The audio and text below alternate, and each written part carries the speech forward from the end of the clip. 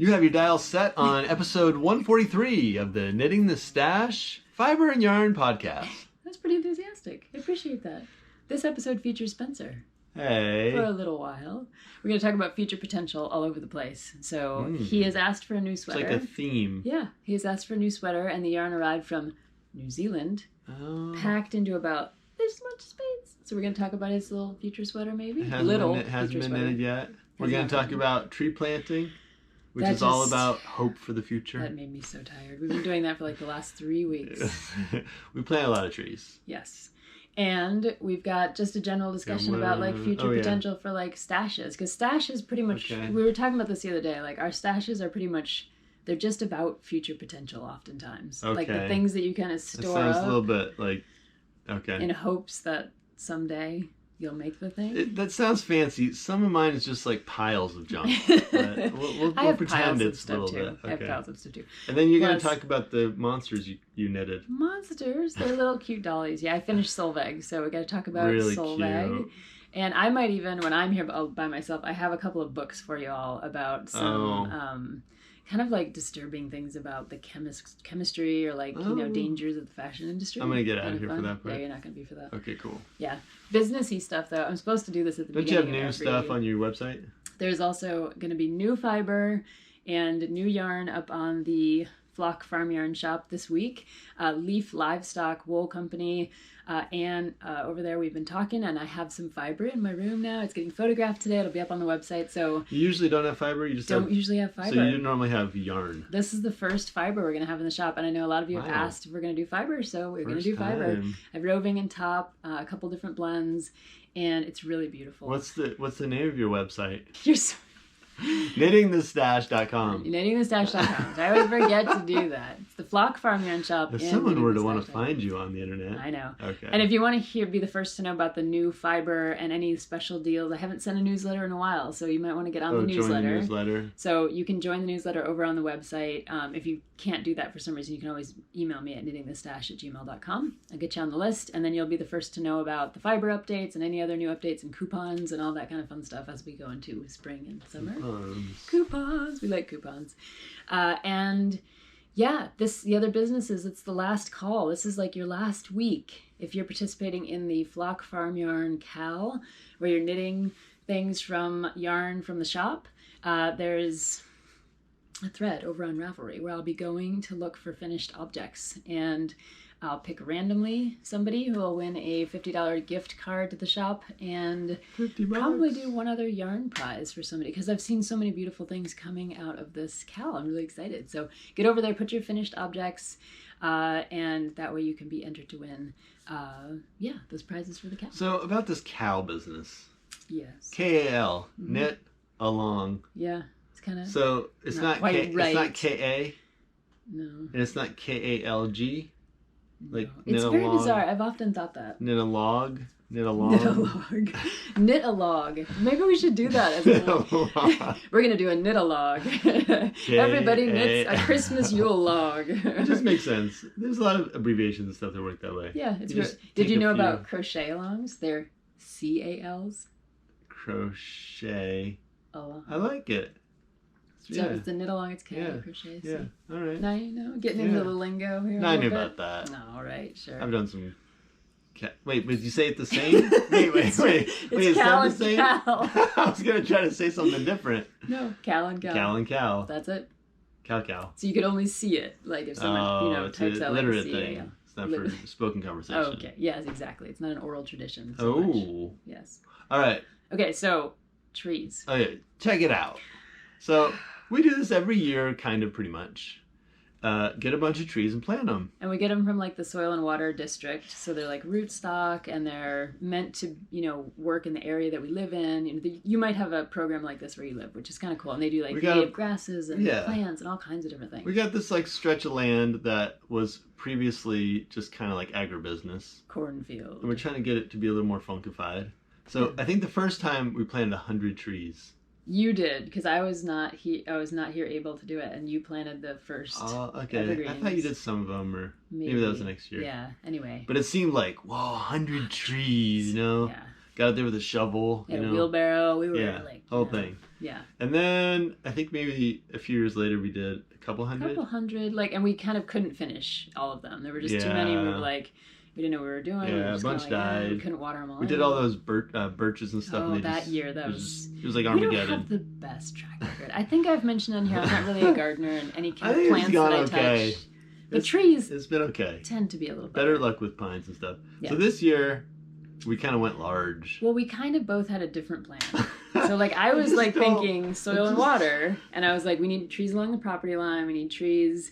We were going to decide we were going to do some Christmas trees, so we're going to plant those, and then...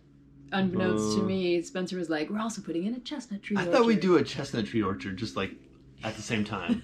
Just kind of, we're out there doing trees, whatever. So once we counted it all up. It's been about 3 weeks. And we had 400 trees really? to plant. It didn't seem like that many. It seemed like maybe a couple hundred. So we tried to time it so that the first trees would happen like April 6th. And we'd have like a week and a half to get all those trees in. It didn't work out that way.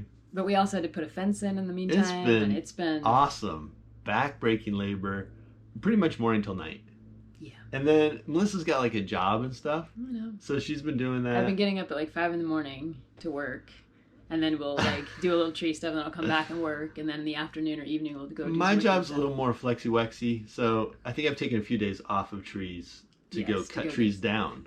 So like the irony I'll cut down like 3 or 4 trees one morning and then we'll plant like 35 trees in the afternoon. I think your karma's on the upswing. Yeah, I think still not.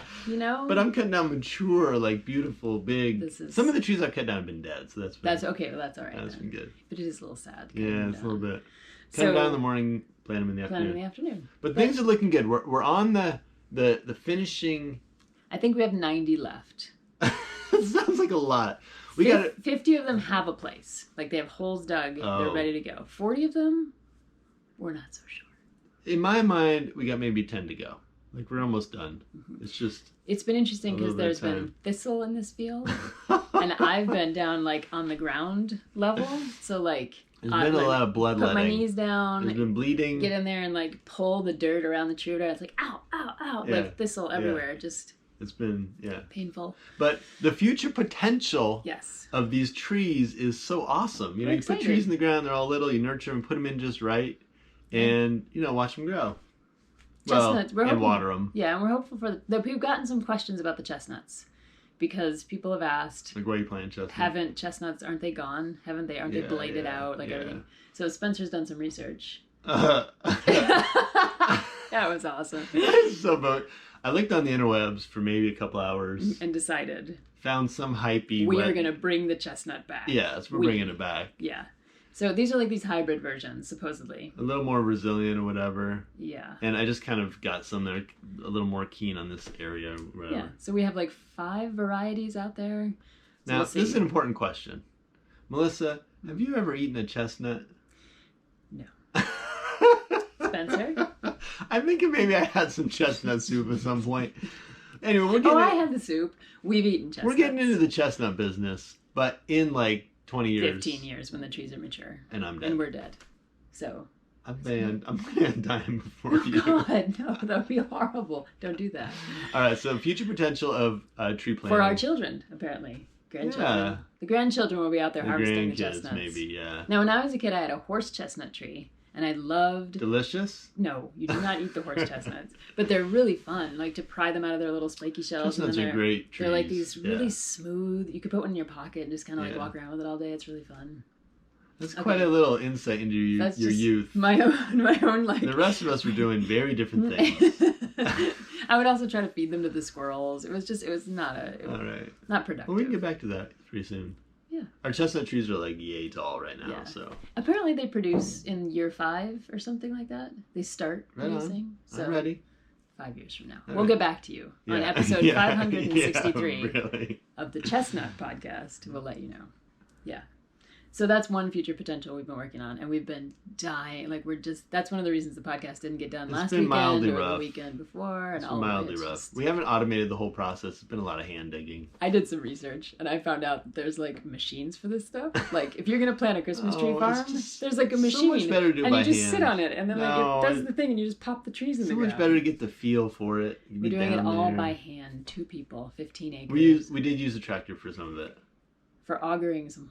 Anyway. 1963 tractor, so it's a little old school. Sketchy. All right, so anyway, what's the next? Well, if that's one kind of future potential, the other kind of future potential is like the things that we hope will happen. So like for me, I always think of my stash as like it's kind of like me investing in the me of the future that's going to do that. Yeah. And I kind of joked about this in my sweater yarn bin video that I put up probably a month ago now. The idea that, you know, I'm somehow going to become like a fancy lace knitter, or a real big sock knitter. So you'll kind of lay away stuff for that future lace making that Melissa. You think you're going to be, but then that Melissa never materializes. Sock maker, Melissa? Not really. No. I mean, I've made a lot of socks, but I don't really enjoy it. Okay, but you've also laid away stuff that you like. Right now, you're knitting a blanket. Yeah. Out of all the stuff that I collected I'm never going to use for anything else. So. But sometimes do you lay stuff away and you end up using it? Yes, like I have a bin that I think of specifically for this. So there was a yarn store closing down online, and I talked to the person, and she had like every different color of this particular yarn. And I bought like the whole lot from her. So it's like a bin of yarn of all like one of every color. And my plan is like, that's going to be my Farrah. Like I want to make some Farrah sweaters from that. It's kind of like if you had bought like a set of palette yarns from Knit Picks or something, like, you know, it's like a big set of same yarn. If you don't do that, you would never have that material. Yeah, you got to do it. And I have this plan for the TV knitting cal this year to actually design a sweater using that yarn. So it's like, it'll happen. Give yourself a couple years. Yeah. Is that how it works? It's been a couple years. Yeah. Oh, it's been a couple of years. But I do have a plan for that. It's like a yarn. chestnut tree, pretty much. Yeah. It'll produce eventually. But that one I do have a plan for. Otherwise, there's stuff over there that's kind of like, I have hope. You kind of like it. It looks like it's full of potential. Yeah. Or you just like it. Well, sometimes I just like it, but then eventually you have to face the fact that like it's not actually full of future potential. It's just stuff. Yeah. And that's why I've been destashing so much lately. Just like, I love it. It's beautiful. But if I'm not going to use it, maybe somebody else can. So sometimes I will get materials, either buy them or find them or whatever, that I just... Let's say find quite a bit. Yeah, like salvage, you know. On the side of the road. Yeah. Pull out of a dump or whatever. As one does. And I know I use that stuff a lot. You do, actually. Every window we've ever put in, like, not a house, but like... Windows I salvaged or whatever. So I know the stuff I do use, and I'll get some of that stuff. And our neighbors know it too, because we'll be on walks, and like the neighbor will be like, hey, like flagging us down. He's like, I put 2 more windows out, Spencer. Bob was great. Set us up. Us. We, us. But then also, I will lay away stuff that I think is like full of potential. Oh, I love that thing. It's full of potential. I could do this with it. I could do that with it. And that stuff has a lower success rate. It does, doesn't it? Just kind of... Sometimes it will kick in, but it's like a year, 10 years later, you're moving or something, you still have it. And when we moved, last time there was steel beams, there were... That was railroad track. Oh. Okay. I had this awesome railroad tie. I do miss the railroad tie. Track. Yeah. Oh, not the tie. It was the track. It was awesome. Track. It was full of potential. Neither of us could move it. You couldn't even move it with like a winch. So much potential, though. Did you just leave it? No, I put it at the curb. Someone else took it? Scrap metal. I mean, that thing was... There was a lot of steel in that baby. See, I don't see you destashing all that off. No, if I move, I have to do it. Otherwise, hoard it. Keep it. That was going to be an anvil. That was the plan with that. You were going to melt it down? No. I was going to cut it up. Oh. And then melt other... How do you cut something like that? Just with the angle grinder and a torch and plasma cutter. Yeah, all that stuff. Okay. So I came up with 3 principles. Okay. I just want to express my condolences for your loss of anvil potential, because that just sounds hard. All right, so I came up with 3 principles for This is for you. Okay. Should I get my notebook? No, you can keep this. This is all. Okay. This is yours. Oh, mine to keep. Yeah. Excellent. Episode 143 has presents. All right. Principle number 1: when you're stashing stuff away. Now, is this personal? Are you? This is something about universal. All right, these are the principles to live by. If you are a Stash-o-matic, future potential. Now, some might say this is a moment of mansplaining, but others might just appreciate that you took the time to come on the podcast to give your principles. So let's. Okay. As long as it's not gaslighting and mansplaining at the same time, we're good. I'm gonna go. I think we're good. I'm gonna go for it. Okay. All right. Number 1. Okay. It sounds a little self-help, but principle number 1 is to challenge yourself. How does that work? Well, you don't just get the same old stuff that you always, that you like. Oh, I knitted that sweater last week, so I'm gonna get a bunch of. Like when you buy a sweater's worth of like mohair, and you're like, I'm gonna knit the mohair. Yeah, just challenge yourself. Like, well, I don't know how these colors are gonna work together. Okay. But I think they're really cool, and I just need to challenge myself to become a color worker. Okay. I feel like I need to put on the screen like your little thing, and then just be like, ping. Yeah. Challenge yourself. Okay. Number 1. Number 2. Treat yourself. Oh. Sometimes you want to get the good stuff. Don't just get, I'm going to hoard out a bunch of lousy yarn for my next sweater.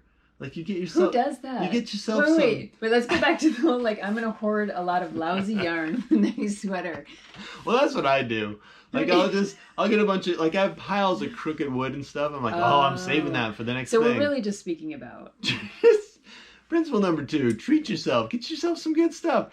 Get that bunny fur Kiviot blend with a little bit of, pampas grass woven in there. Now, usually Spencer's the one who buys yarn from me that's like wacky yarn. That's great. I just don't know and what like it is it's stuff that's like gorgeous, and I never would have bought for myself, so I appreciate that. Principle number 2, treat yourself. Get yourself some good stuff. Or find someone else who will treat you. I bought you some pretty stuff. But I think you also have more likelihood of doing it if you're excited. If it's like good stuff. Yeah. Principle number 3. Principle number 3. You got to know yourself. Because that's the if you get a bunch of stuff and you're thinking, I'm going to become a, I don't know what it is, needle felter. Well, that I did. You did dig that. But maybe for someone else, you get a bunch of, you treat yourself, you challenge yourself, but you don't know yourself. Right. Like if I went out and bought a bunch of like sewing supplies, like to make a quilt or something, I love that. It's just like, but like, I'm not. You got to know yourself. 1, 2, 3. I was going to throw it out. I'm going to keep it right here. Just, I thought you were going to like drop the mic and just walk away on that one. Because I was thinking about some of the stuff I have stashed away where I fail to recognize who I actually am, And some of the larger vehicles I bought over the years that I really thought like, truck. I'm going to really just, and it just, The school bus was... the best? A little bit of both. It was pretty good. Yeah. Yeah. We'll see. It was good. Yeah. It was a prison bus, by the way. Oh, right. Sorry. Prison bus. Didn't buy a school bus. The prison bus. Prison bus. Prison bus was a little bit of both. It was full of potential. Right. You challenged yourself. You treated yourself. I treated myself. And that's the part where it's a little bit like, you learned things about yourself. Yeah. That's for sure. Yeah. Okay. And the people who bought it, I learned stuff about them too. They keep calling. Yeah, they keep calling. Kind of endearing, but also years strange. Later, it's been 4 years. Yeah, I got a call the other day. Hey, remember me? Yeah. Oh man, that's not future potential. That was just something else. That was an odd, yeah. So those are your thoughts. Mansplainified. Those are your I like your thoughts. I thought they were good. I'll try to Your engage. thoughts are good. I'll try to be more of an active listener next time. Oh, instead of just blowing it out with what I think. You're very good at listening. You really are. Huh? You gonna talk about them little dollies? Yeah. They're so cute. They're really just good. The best. They were fun to put together. Yeah. Mostly. Well, you had to change it. You couldn't just keep the regular. Yeah. You had to tweak it a That's little right. I modified. So yeah, we'll do some more segments here. Thanks for coming on. Thanks for having me, and thanks for all of your wisdom. I'll be checking out the comments in this episode as I usually do. Policing them a little bit. No. Just if there's a little trash talk going on, He really does appreciate that. It's like fun. he gets into it's it and fun. he has some fun. So all right. See you on the next. Kitten with a whiplash. We're looking at. Oh my gosh! Best comments ever. All right. See you next time. Thank you.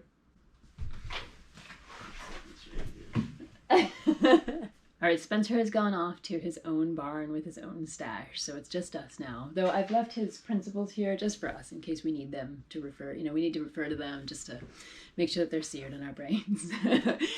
So I have a couple of segments left for you. One is my finished object, which is Solveig. And in the last episode, I showed you, oh, he just lost his hat. I showed you Sven.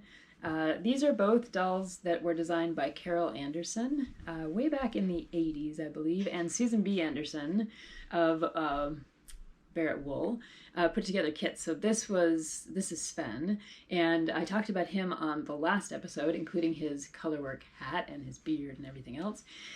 He is now joined by Solveig, and I was joking last time that these dolls maybe look like the people who create them. I kind of wonder with this one. She looks a little bit like me, maybe. I did a bunch of mods on her. She's basically the same design as Sven. So she's like the same size, just about, and same principles with the sweaters and the legs and all that kind of thing. But I did not give her a skirt because I'm just not into skirts, and I don't think ladies have to wear skirts, so it's just one of those things. So she has nice red pants, which I think are kind of fun. I added a little bit of a detail down here at the bottom, and then I ended up using some Jamieson and Smith for the shoes just to go with gray. I really like the gray. I think that it's kind of like it works with her whole outfit, and then it also works up here. I used the same Jamieson and Smith yarn for the little hat that I made her. This hat, you can see her without the hat. This is her hair. I just did hair on the top of her head because I thought to myself, she's not going to often be without her hat and kind of hanging around. If you want to with this, you could actually continue the hair all the way down, because you can see you're basically just putting pieces of yarn underneath a stitch here and then kind of gathering it up and doing braids on the sides. So you could continue that all the way down, or, you know, do her hair differently if you wanted to. I did make her head a little bit smaller than Sven. I think there's a little bit of, I found a little bit of confusion between Carol Anderson's original instructions and then Susan B. Anderson's modifications. And I think that basically Susan B. Anderson starts the eyes very soon after the crown of the head and the nose. And then in the main pattern, I think you work the main part of the head for quite a bit longer. And that's what I did with Sven, and it kind of works because he has a beard covering a lot of his face, but this area is a lot wider on him than on Solveig, so I basically shrunk that portion of her face, and I think proportionally it works just a little bit better. Plus she doesn't have a beard, so it kind of like, it makes sense. And then I just embroidered a little mouth on her to give her a little bit of a flair. Her hat is actually a human-sized hat, not this version, but it comes from a human-sized hat. It comes from the December Frost hat, which is Sofia Moussa. And she has a pattern up on Ravelry for this beautiful hat in human normal size. I just shrunk it down, and it turns out that the repeat for this hat was perfect for this number of stitches that I needed for Solveig's head. And I used the same number of stitches that I used for Sven's hat. So you can see that they're roughly the same size around the bottom, even though I'm using slightly different yarn here. So they're about the same circumference. And I just chose to use the Jamieson and Smith yarn with, I think this might be just the white yarn from like Solveig's face and Sven's face. So I just took the hat pattern and shrunk it down to the number of stitches that I needed to have cast on. And like I said, the repeat for the pattern worked just fine for this smaller version. And then I started doing my decreases. So I did work decreases in. This is one of those things that, like, I guess after you've done color work for a while, becomes a little easier. I used to never believe it would be easier. So if you're just new to color work and you're like, how would you decrease in pattern? Like, it will get easier once you've practiced a little bit. So I did the decreases by kind of blending them in here so that the pattern wouldn't be disturbed. But I worked a lot of my decreases between the trees in each kind of section. I think in the beginning, just a few decreases and then more as I went up. And then I worked most of the decreases, I think you can kind of see from the shaping, up here where there's less patterning, and you can play around with the placement of these little like seedling little stitches that you have. So that's where the rest of the decreases happened. And it has a little tassel. I did an I-cord with a little tassel for her. So this hat, just like Sven's, fits right on her head. And I think you could put it behind the hair if you wanted to, or just over the hair. Either way, I wanted her to have a little something that's kind of fun. And I really didn't want to do another colorwork hat because it just seemed like too much. So this one was a little bit simpler, a little bit faster to complete. And it needed the tassel on the back so that it wouldn't just kind of stand up straight. The tassel holds it down a little bit and I think gives it a kind of fun, kind of quirky body to it. If you're interested in doing these dolls and you want to know what Solveig looks like with the kind of rainbow hat that's from the Susan B. Anderson version, this is what she would look like, same hat. And it fits on her head just fine.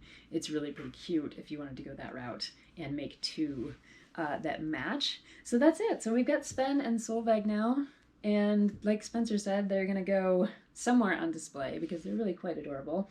And I don't think Sven looks quite like Spencer, but maybe I could work on some of his features, do a little embroidery or something. But they're kind of cute and adorable together. And I like making, as those of you who have been watching the podcast for a while now, I do like making little toys. In addition to sweaters, it's one of my other favorite things to do. I just think they come to life in really fun ways. So I made the grandkids a penguin and a rabbit, and I've made sheep before, and just little penguins, zombies, you name it. I love making these little toys. I think they're really fun, and they challenge you. They give you new skills to learn. So yeah, I think they're really cool. And this one, like I said in the last episode, one of the surprising things about these dolls is that you actually start at the top and you go all the way down, and none of these clothes are removable. They're actually, the clothes are the doll. So you make the sweater and then you stuff it. The mittens are part of the sweater.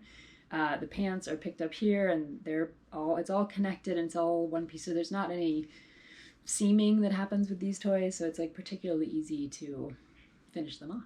So yeah, there's Sven and Solveig all finished up. I'm pretty excited to have them finished. And the next project, in the meantime, I've been working on my blanket that I think I showed you when Spencer was on last time. It's the, what's the name of it? Make a long story short blanket is the kind of very basic pattern that I'm using.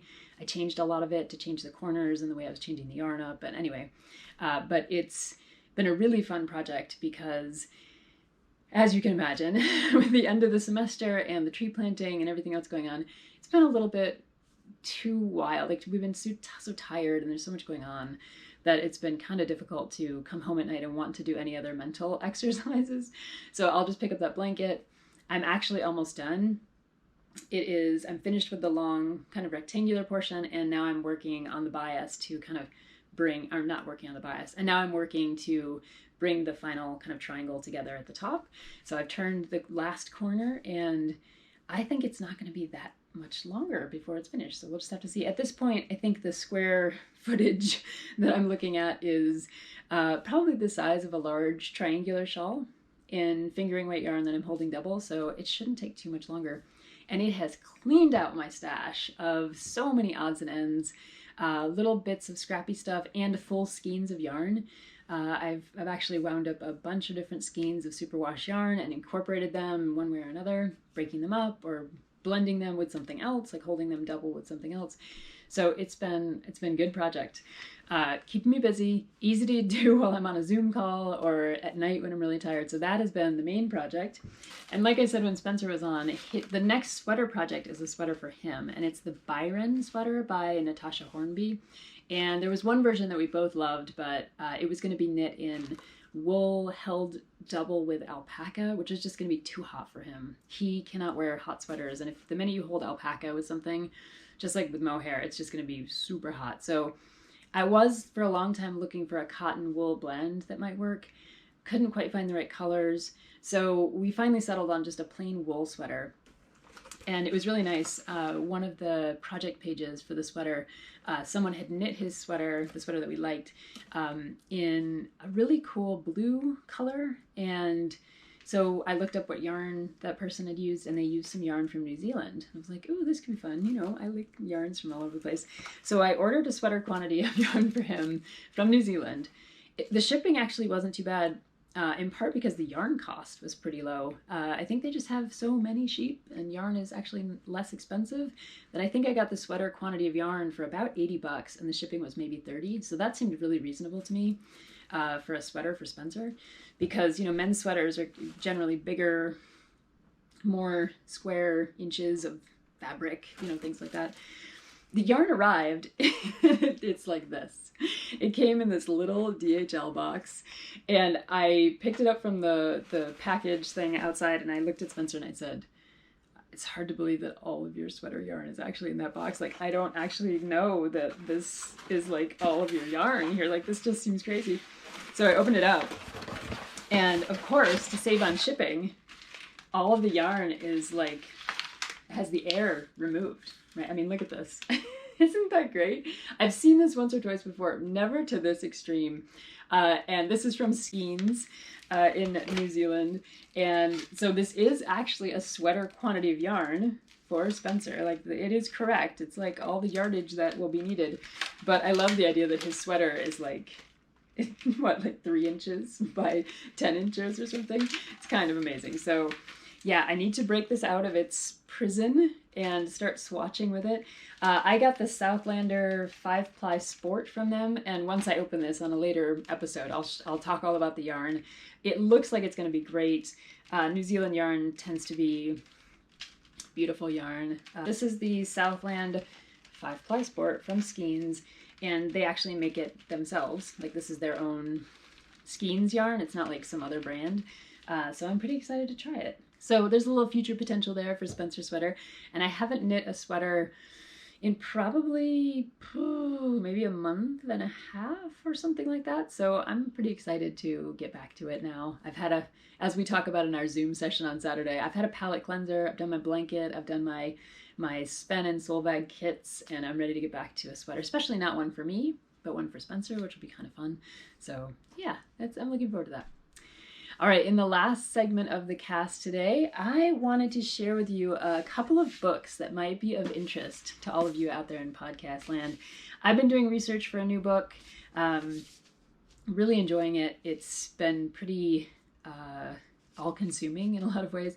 And I've read a couple things that are tangentially related to it, not really related to the central part of my book, but just in general on textiles and chemistry, which it's like a huge rabbit hole that's really fun to go down and pretty interesting. And one of the first ones that I read, and this was over the winter, was this book called Fake Silk, The Lethal History of Viscose Rayon. You're going to sense a theme here in these two books that I'm going to show you.